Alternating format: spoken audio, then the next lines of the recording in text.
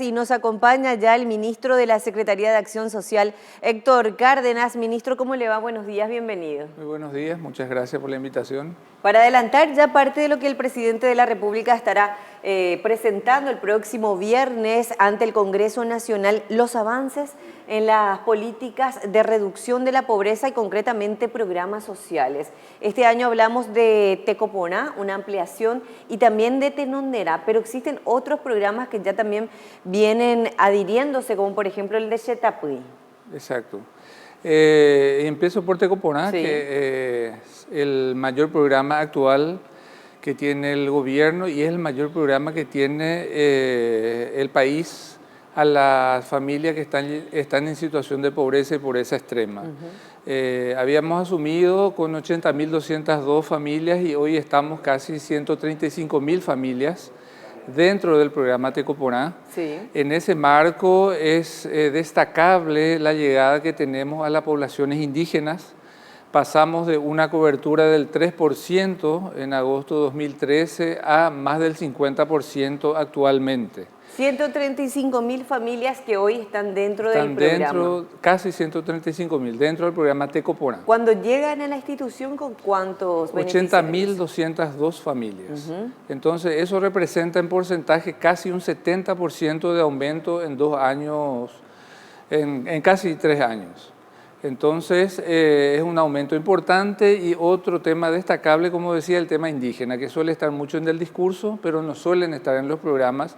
Y la evidencia era que solamente 793 familias estaban dentro del programa Tecopona, sí. Y hoy estamos llegando a casi 15.000 familias. O sea, de 1.000 o aproximadamente casi 1.000 familias pasaron a 15.000. A casi 15.000 familias. Comunidades indígenas. Familias. En cuanto a comunidades, si hacemos el ejercicio con comunidades, estamos llegando al 58% de cobertura. ¿Cuál era el problema? ¿Por qué no se llegaba a estas comunidades nativas? Bueno, generalmente porque están aisladas, están en comunidades muy lejanas, el abordaje no siempre es fácil.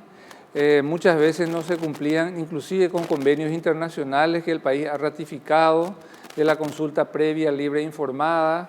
El tema del trabajo con ellos no se realizaba y hoy ya estamos llegando en cuanto a comunidades a casi 500 comunidades, 468 comunidades de las un poco más de 700 que existen a nivel país. Y tenemos cobertura a nivel país en el marco del programa Tecopona. Estamos presentes en los 17 departamentos y en 226 distritos. Pasamos de 82 distritos de agosto de 2013 a 226 distritos. Ministro, ¿cómo trabajan para que estas comunidades nativas especialmente puedan canalizar de manera positiva todos los recursos que van recibiendo y que eso realmente redunde finalmente en una prosperidad de la familia? Tenemos un actor clave que es el técnico social que trabaja con ellos y de hecho tenemos ejemplos emblemáticos. O sea, el caso de las comunidades indígenas del departamento de Caaguazú, sí. Ellos hacen un control en un acuerdo que tenemos con los líderes de utilización del recurso. Ellos piden boleta legal, ayuda a formalizar la economía, inclusive en el caso indígena. Y lo que vemos a través de las compras, que casi un 80% de la utilización de esos recursos va a alimentos. Y lo otro va a vestimenta, va a medicamentos, a elementos de higiene y aseo. Entonces la buena utilización de esos recursos, bien documentados, lo tenemos. Eso es el ejemplo clásico, emblemático, pero la metodología de trabajo a nivel país es lo mismo. Porque las familias que están en situación de pobreza y pobreza extrema, lo primero que hace, que cuando tiene recursos, es comprar eso que le falta, y lo que le falta mayormente es alimentos. Hablamos también por mucho tiempo de que este programa, hablamos del programa Tecopona, principalmente lo que hace es ayudar a las familias de escasos recursos, pero no solamente darles este apoyo económico, sino que también exigir que las familias puedan cumplir con ciertos requerimientos. Hablamos de salud y educación, ministro, especialmente para los más pequeños de estas familias. Así mismo. Lo que se denomina la transferencia, la corresponsabilidad. Exacto. Mira, estoy compartiendo y es primicia porque me entregaron ayer una evaluación de impacto, un estudio internacional que se hizo sobre el programa Tecopona, financiado por el Banco Interamericano de Desarrollo. Y lo que efectivamente demuestra esta evaluación internacional es el impacto positivo del programa en la cantidad de controles prenatales que se hace, porque es corresponsabilidad, un 25% de diferencia del grupo no tratado de aquellas personas que están dentro de Tecopona. Y el efecto de esos controles es disminución de la mortalidad materna y disminución de la mortalidad infantil. Bueno, estamos hablando de un impacto trascendente. Hablamos de que más personas de esta forma entonces están accediendo por un lado al servicio de salud y evitando muertes. Exacto, y también tiene efectos del otro aspecto que hablabas en cuanto a la mayor tasa de matriculación, tiene efectos en la permanencia del niño en la escuela e inclusive tiene efectos en la aprobación del niño en la escuela. Y esos son efectos demostrados, son estudios internacionales, es una evaluación de impacto. Entonces estamos contentos de que esa corresponsabilidad con la familia se esté cumpliendo, porque efectivamente es eso el valor más importante que tiene Tecopona. Por supuesto que la transferencia es importante porque complementa un ingreso muy básico que tiene la familia, pero lo más importante es que tengan más años de estudio, que estén mejor nutridos, que estén más sanos. Ese es el gran aporte que tiene Tecopona y lo que contribuye al corte de ese círculo intergeneracional de la pobreza. Fundamental. Ahora, ¿cuántas familias ya ingresaron a Tenondera, que es el programa que viene después de Tecopona? Exacto. El programa Tenondera están con más de 7.000 familias en proceso de salida permanente de pobreza.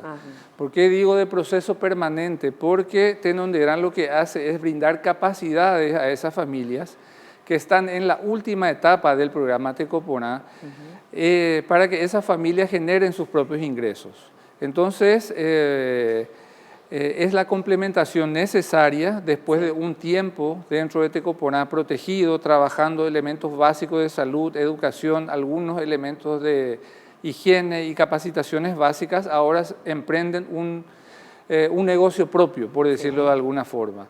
Entonces, podemos decir de que más de 7.000 familias están en un proceso de salida permanente ya de la situación de pobreza, porque ellas mismas generan sus ingresos. Ahora, ¿cuáles son los rubros que son más explorados también para estas familias? La agricultura familiar, las pequeñas y medianas empresas que van conformándose también en torno a lo que es este programa. Sí, es un proceso básicamente de constatar la nueva ruralidad que existe. Porque a veces nosotros pensamos de que todas las personas que están en el campo se dedican a temas agrícolas y pecuarios. Y lo que estamos encontrando que más del 30%, inclusive casi el 40%, incorporan otras formas de generar ingresos que son los servicios. Por decir, el tema de reparación de motocicletas, el tema de celulares, el tema de venta de un servicio. Y Tenondera tiene esa flexibilidad. Aquellas personas que eligen emprender un negocio agrícola o pecuario, por supuesto que le ayudamos. Nosotros le preguntamos y hacemos un análisis básico de la factibilidad de ese emprendimiento. Pero aquellas personas que nos plantean otros emprendimientos de negocio, hacemos el análisis y también acompañamos. Y lo que felizmente estamos viendo es que casi el 80% de los emprendimientos están resultando. Entonces, esa nueva ruralidad que se hablaba ya hace 15 años, con Tenondera estamos constatando de que no solamente es agrícola y pecuario lo que se produce en lo rural, sino también se producen servicios, como los temas que ya había mencionado. Ahora, ministro, con relación a lo que tiene que ver también con el impacto en términos a largo plazo, a partir de ahora con Tenondera, Tecopona, y también hay otro programa fundamental, el de la vivienda digna. ¿Cómo van avanzando también en torno a las metas del 2018? Sí, el tema de las viviendas es importante aclarar que la Secretaría asume el rol de uno de los componentes, que es el tema del lote. La Senavitat es la que construye la vivienda y por supuesto que tenemos convenios de colaboración con Senavitat, y la mayoría de las viviendas, específicamente Setapuí, se construyeron en los asentamientos de la Secretaría de Acción Social, que hoy ya son barrios. Porque Hablamos dejaron de ser sí. pequeños guetos, porque hoy ya tienen sus planos aprobados, tienen calles en función a la propia ley, 16 metros de ancho, tienen espacios públicos, tienen centros comunitarios, tienen empedrados, tienen agua, tienen luz. O sea, no son solamente viviendas, sino que es un complejo de servicios y bienes que se pone a disposición de esas familias. Y con relación a ese programa, dentro de la Secretaría de Acción Social se llama TECOJA, que es el programa de regularización de asentamientos que tenemos. Y de una cantidad de familias que eran casi 12.000, hoy estamos con 21.350 familias que firmaron, que son dueños de sus terrenos, porque seguían siendo ocupantes de tierras públicas, pero no eran dueños de sus terrenos. Pasamos por un proceso de regularización que implica desde la aprobación de los planos por parte del municipio. Nosotros tenemos que hacer los trámites en registros públicos, también en catastro, porque cada lote tiene que tener un número. Entonces Héctor Cárdenas puede ser dueño de un lote de la manzana X. Existe un instrumento legal que lo habilita como dueño de ese lote y por supuesto que ahí postula a las viviendas. Solemos decir que la firma de ese contrato de ocupación definitiva es la llave para la vivienda, es el pasaporte para la vivienda. ¿Cómo se hace, ministro, y cuál es el trabajo que realizan ustedes con relación a que finalmente las propiedades queden en manos de las familias y no sean nuevamente vendidas? ¿Cuál es la cláusula y el acompañamiento que hace, por ejemplo, la SAS en este sentido? Mira, la cláusula está en el propio contrato, no lo pueden vender por 10 años y tenemos varios casos, podemos decir, judicializados, porque inclusive encontramos algunos casos donde algunos escribanos hacían un contrato privado y eso es imposible. ¿Cómo alguien va a vender algo que no es suyo? Claro. Entonces, son temas muy básicos. Entonces, eso está en el contrato y por supuesto que cuando constatamos que ocurrió un hecho, actuamos judicialmente. Entonces, es un programa muy importante que también hubo muchísimos avances en estos casi 3 años, porque pasar de 12.000 contratos firmados a 21.350 es un crecimiento del casi el 100% en poco menos de 3 años. Entonces son familias, son personas que son casi 100.000 personas que están habilitadas hoy para tener hoy una vivienda digna. Ministro, ¿cómo se dio también esta transformación interna de la Secretaría de Acción Social, especialmente con los facilitadores, los trabajadores comunitarios, para lograr estos resultados que lo vemos hoy en números por un lado, pero por otro lado una gestión excelente, porque incluso la SAS recibió este año ya también una distinción con relación a la gestión en la calidad, a la calidad dentro de la gestión? Sí, y empezamos por algo básico, es un tema muy importante el comentario y la pregunta. Empezamos por mirar cómo estaba la SAS cuando asumimos, hace 2 años, 10 meses, era una institución muy grande. Tuvimos que hacer lo más difícil, suprimir 93 cargos de responsabilidad, direcciones, coordinaciones, jefaturas, etcétera, porque era una institución muy grande, muy pesada, donde un proceso tardaba demasiado. Y por la naturaleza de la institución y con la gente con quien trabaja, eran necesarias acciones más rápidas. Entonces tuvimos que hacer lo que básicamente hace cualquier persona, cualquier institución de empresa. En este caso, como institución pública, teníamos que tener mucha claridad hacia dónde íbamos. Hicimos un plan estratégico institucional y dentro de ese plan se definieron ejes y líneas prioritarias. Y en ese marco es que empezamos a tomar programas. El más emblemático sigue siendo el programa Tecoporá, y en el 2014, hace 2 años, ya conseguimos nuestra primera certificación de calidad internacional bajo la normativa ISO 9001. Y este año conseguimos nuestra segunda certificación internacional para el programa Tenondera. Y para ese efecto había venido el vicepresidente de SGS Mundial, que tiene sede en Ginebra, a entregar el certificado al propio presidente de la República, porque veían que el país estaba entrando en un proceso de calidad en cuanto a programas sociales y estamos siendo ejemplos a nivel mundial, porque generalmente los procesos de calidad vienen más del sector privado y solamente el 4.2% de la cartera total que tiene SGS a nivel mundial era del área pública, pero ese 4.2%, el 80% son del área económica, o sea, el Ministerio de Hacienda, Banco Central, etcétera.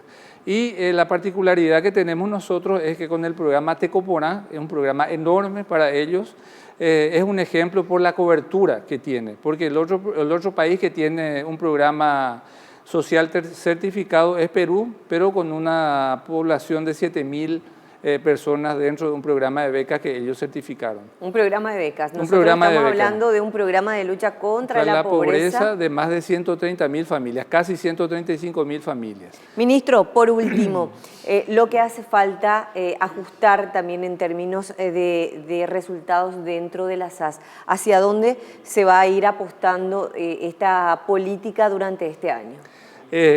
Ampliar la cobertura con calidad. Este año tenemos el objetivo de, si podemos pasar la cobertura de 140.000 familias dentro del programa Tecoporá, lo vamos a hacer. El objetivo es 140.000. Sí. Ampliar la cobertura del programa Tenondera, porque es la forma sostenible de que estas familias permanezcan fuera de la pobreza en forma autosuficiente. Seguir depurando programas que en su momento fueron emblemáticos, no por la calidad, el tema de pescadores, que pasamos de una reducción de 27.000 a 5.613. Ustedes se darán cuenta cómo se malgastaba recursos públicos que son de todos. Queremos llegar a ese pescador real y aumentar el acompañamiento del Estado para ellos. Por supuesto que también seguir aumentando en comunidades que siempre están en los discursos pero no están en los programas. Vamos a seguir aumentando la cobertura en comunidades indígenas. Ahora estoy viniendo de Itacurubí, donde estuve muy temprano. Un componente para personas con discapacidad severa, o sea, hoy están iniciando un grupo importante en el distrito de Itacurubí y a nivel país estamos aumentando la presencia del Estado en proteger a estas familias en temas tan básicos, complementar sus ingresos para su seguridad alimentaria, vincularlo con servicios básicos, salud, educación, otros servicios y colaborar con otras instancias como Senavitat para que las familias tengan una vivienda digna, aquellas familias que están en asentamiento que en su momento fueron guetos, hoy son barrios.